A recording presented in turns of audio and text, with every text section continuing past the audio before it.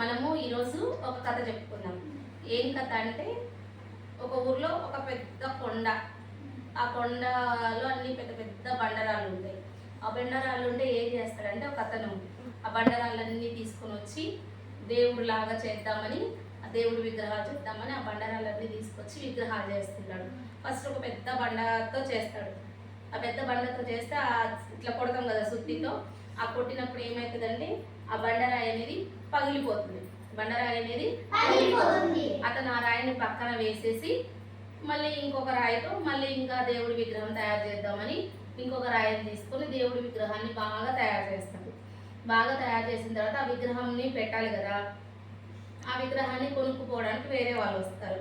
వేరే వాళ్ళు వచ్చినప్పుడు ఏం చేస్తారంటే ఈ విగ్రహాన్ని కొనుక్కుంటారు. ఇతను తయారు చేసిన విగ్రహాన్ని కొనుక్కొని ఏం చేస్తారంటే ఈ విగ్రహం కింద పెట్టడానికి ఏదైనా కింద పెడతాం కదా బండ, అలా ఒక బండ కావాలండి అంటే అతను ఏం చేస్తాడో పక్కన పడేసినారు కదా ఆ బండని ఇచ్చేస్తారు.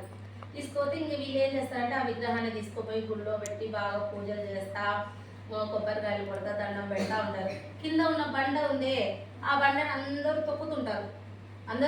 తొక్కుతూ ఉంటారు. ఆ బండకు ఇంకొక రోజు ఏమవుతుందంటే బాగా బాధ అనిపిస్తుంది.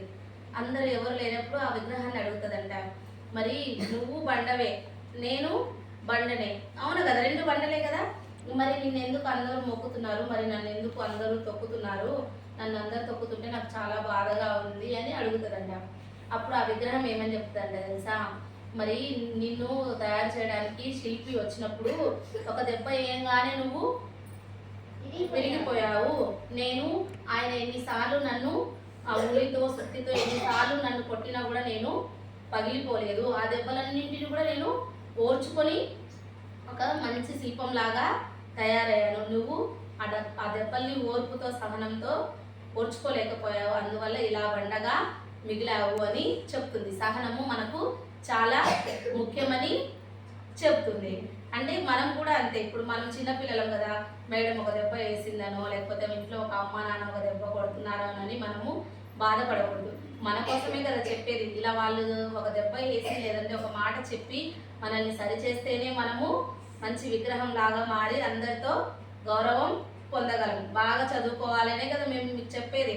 తల్లిదండ్రులైనా మేమైనా ఏం చెప్తాము, మీరు బాగా చదువుకోవాలని ఒక మాట అంటాం, లేదంటే ఒక దెబ్బ వేస్తాం. వాటన్నిటిని మనం భరించి జాగ్రత్తగా చదువుకున్నప్పుడే మనకి విలువ ఉంటుంది. మరి మనం బండలాగా ఉండాలా, విగ్రహం లాగా అందరి చేత నమస్కరించుకోవాలా? ఓకే, ఆఫ్ చేయను. విగ్రహం